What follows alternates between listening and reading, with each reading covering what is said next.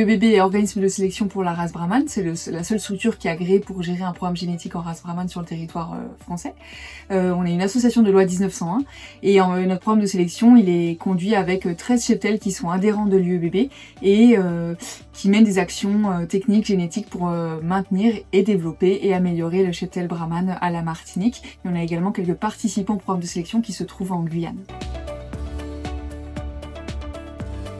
C'est un programme qui vise à faire des plans d'accouplement raisonnés pour prendre les bonnes décisions pour la reproduction des cheptels, puisqu'à la Martinique on est principalement en monte naturelle avec des veaux qui naissent du 1er janvier au 31 décembre.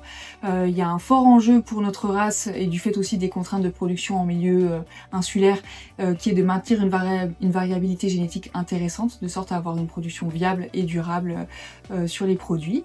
Et puis l'enjeu c'est d'avoir des animaux qui soient adaptés, qui répondent aux besoins, aux attentes des éleveurs en termes de mode d'élevage, mais aussi aux attentes de la filière et des consommateurs en termes de qualité de viande et de conformation des carcasses. Donc c'est tous ces enjeux qu'on essaye de concilier et la race Brahman est un vrai bel outil, une race pleine de potentiel pour répondre à cela.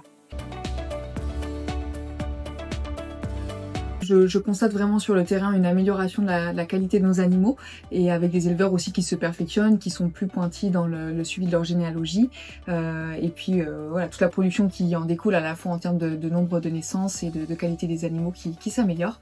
Et après au niveau du programme génétique, il y a eu quelques actions notables ces dernières années. Donc on a travaillé à diversifier nos lignées, comme je le mentionnais tout à l'heure, c'est un enjeu important pour nous. Donc depuis 2021, l'UEBB a mené en coopération avec la coopérative CODEM 3 opérations d'importation de reproducteurs Brahman que nous sommes allés chercher donc sur le sol allemand, des animaux qui sont nés dans une exploitation à côté de Francfort.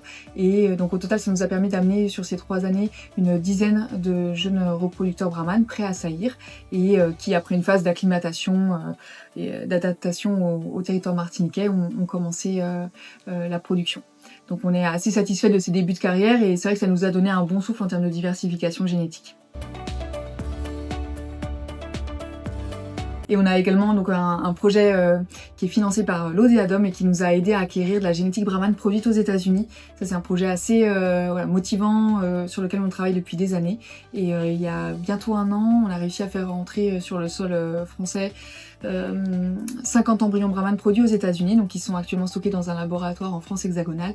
Et nous commençons les campagnes de transfert embryonnaire pour avoir des naissances de veaux Brahman qui apportent une génétique complètement nouvelle par rapport aux lignées qui ont déjà été utilisées en Martinique et en Guyane.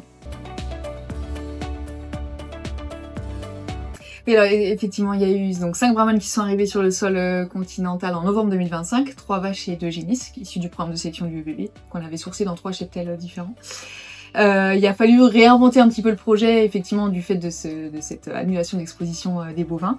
Mais en tout cas, l'étape technique avait été franchie, le fait pour la première fois d'exporter notre génétique. Et bien sûr, il était hors de question que cette génétique arrive après tant d'efforts sans qu'on puisse la valoriser. Et donc c'est ce qui est en cours actuellement.